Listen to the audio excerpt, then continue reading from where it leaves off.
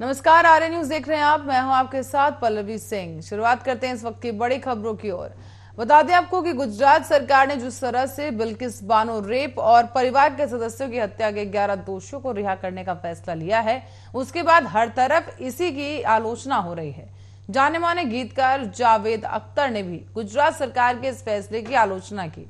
जावेद अख्तर ने ट्विटर पर सरकार के फैसले की आलोचना करते हुए कहा कि हमारे समाज के साथ जरूर कुछ गंभीर रूप से गलत हो रहा है। जावेद अख्तर ने ट्वीट करते हुए लिखा कि जिन लोगों ने 5 महीने की गर्भवती महिला के साथ रेप किया, उसके परिवार के 7 सदस्यों की हत्या की, इन लोगों ने 3 साल की मासूम लड़की की भी हत्या कर दी और इन सभी लोगों को जेल से आजाद कर दिया गया है। जेल से आजाद किए जाने के बाद इन्हें मिठाई बांटी गई और ये माला पहनाई गई है। ये लोग किसी भी बात से पीछे नहीं छिपे और सोचिए, हमारे समाज में जरूर कुछ गंभीर रूप से गलत हो रहा है। और आपको बताते चलें कि इस पूरे प्रकरण को लेकर जगह जगह से प्रतिक्रिया भी सामने आ रही है। और इसी बीच जावेद अख्तर ने जिस तरीके से ट्वीट किया है, उसके बाद एक बार फिर से गुजरात सरकार पर कई सवालिया निशान खड़े हो गए हैं।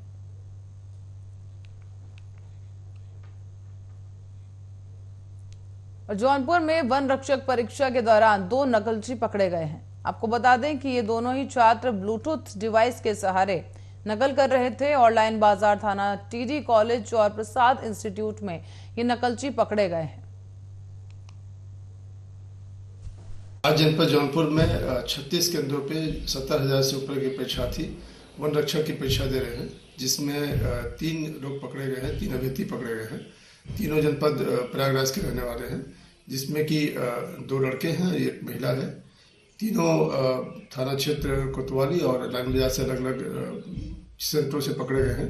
इन तीनों के पास से इलेक्ट्रॉनिक डिवाइस प्राप्त हुई है। इनके खिलाफ आवश्यक विधि कार्रवाई की जाए। आज हमारे महाविद्यालय में उत्तर प्रदेश अधिविद्य सेवा चयन आयोग द्वारा आयोजित वन रक्षक परीक्षा थी, जिसमें हमारे यहाँ साइंस बिल्डिंग की बी ब्लॉक में कमरा नंबर 34 में एक राजू यादव सना भान सिंह यादव और साधोपुर कहली सिकंदरा इलाहाबाद एक लड़का इलेक्ट्रॉनिक डिवाइस के साथ पकड़ा गया। जो प्रोफेसर अरविंद कुमार सिंह वहाँ के केंद्र अधीक्षक थे, उनकी टीम ने स्टेटिक मजिस्ट्रेट चौकी प्रभारी की सहायता से उस लड़के को पकड़ा है। और हमने अग्रिम कार्रवाई के लिए थाना अध्यक्ष से संपर्क करके उनको अग्रिम कार्रवाई के लिए आवेदन दिलवा दिया है। और कन्नौज में प्रगतिशील समाजवादी पार्टी के प्रदेश अध्यक्ष और शिवपाल के बेटे आदित्य यादव ने लखनऊ जाते वक्त मीडिया के सवालों का जवाब दिया। दरअसल आगरा लखनऊ एक्सप्रेसवे से लखनऊ रवाना हो गए वो, और इसी बीच जमीनी स्तर पर पार्टी को मजबूत करना, चुनाव के पहले भी पार्टी के गरीबों के हक में पार्टी ने आवाज उठाई है और इसी तरह जो दिक्कतें सामने आई उसे लेकर सरकार तक लोगों की बात पहुंचाना, यही मेन उद्देश्य बताया गया। और आपको इस बात ये भी बता दें कि सपा बसपा की फूट पर भी उन्होंने जवाब दिया है कि हमारे लोग, हमारे समाज के लोग जिनकी अनदेखी की जा रही है इस सरकार में, ये काफी ज्यादा दुर्भाग्यपूर्ण है और उनके लिए हम लोग लड़ने का काम करेंगे। शिवपाल की चिट्ठी पर भी इस दौरान सवाल किया गया, तो शिवपाल यादव के द्वारा लिखी गई चिट्ठी पर आदित्य यादव का कहना है, उन्होंने सफाई दी कि चिट्ठी उन्होंने जन्माष्टमी के अवसर पर हजारों साल पहले हुई घटना पर लिखी थी और इसको कौन किस तरीके से जोड़ देता है, ऐसा कुछ भी नहीं था।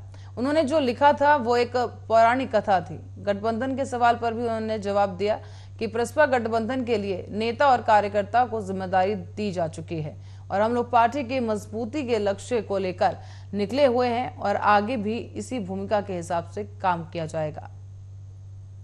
देखिए, प्रगतिशील समाजवादी पार्टी और हमारे राष्ट्रीय अध्यक्ष माननीय शिवपाल सिंह जी द्वारा मुझे जो प्रदेश अध्यक्ष की जिम्मेदारी दी गई है और आज प्रथम बार हमारा लखनऊ के हमारे प्रदेश कार्यालय में हम जा रहे हैं, तो निश्चित ही पार्टी को मजबूत करना, संगठन के स्तर पे, जमीनी स्तर पे पार्टी को मजबूत करना, संगठन को खड़ा करना। जिस तरीके से प्रगतिशील समाजवादी पार्टी ने पूर्व में चुनाव से पहले भी गरीबों की आवाज़ उठाई है, उसी तरीके से हम लोग पूरा प्रयास करेंगे कि आने वाले समय में जो दिक्कतें हैं उत्तर प्रदेश में जनता में और जिस तरीके से सरकार पूरी तरीके से नकारा है, उनको देखते हुए सरकार तक जन की बात पहुंचाने का काम करेंगे। देखिए, 2024 का चुनाव भी नज़दीक है, लेकिन अखिलेश यादव भी एक बड़ी समस्या है आप लोगों के लिए और जो आपसी कलह चल रही है, तो इसका क्या फ़ायदा बीजेपी को होगा? देखिए, कोई आपसी कले की बात ही नहीं। अब जब आप जानते हैं समाजवादी पार्टी के राष्ट्रीय अध्यक्ष, उनकी अपनी समाजवादी पार्टी है। हमारे राष्ट्रीय अध्यक्ष माननीय शिवपाल सिंह जी ने प्रगतिशील समाजवादी पार्टी